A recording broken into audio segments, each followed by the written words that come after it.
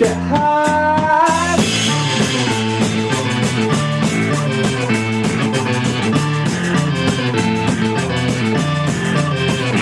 Always get high. Come on, let's get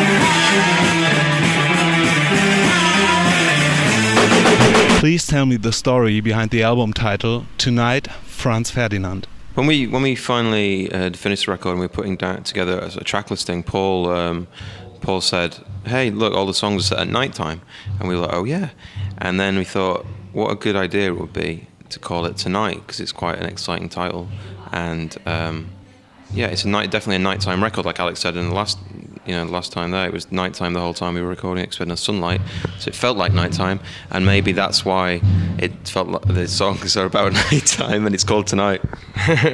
Also, it looks like Tonight, Franz Ferdinand. It's like the signs that you'd see on a marquee outside a theatre or a club, particularly in America when you're on tour, you see that. And I love that moment when you see it and it feels like the beginning of an evening out, which is kind of what the record is.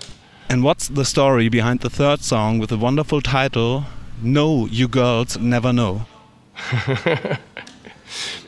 No, You Girls is... well, there's two songs about the same subject, No You Girls and Catherine Kiss Me. Catherine, they're about kissing a girl for the first time.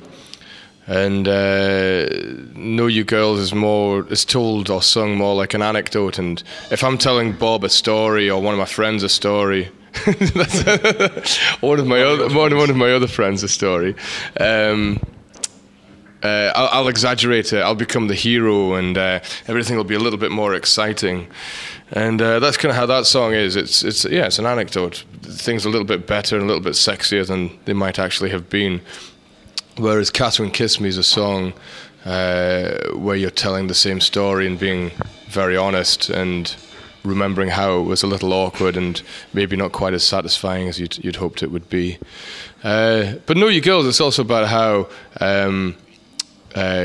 girls and boys, when they're flirting, they always misunderstand each other, and it's those misunderstandings that are kind of exciting half the time.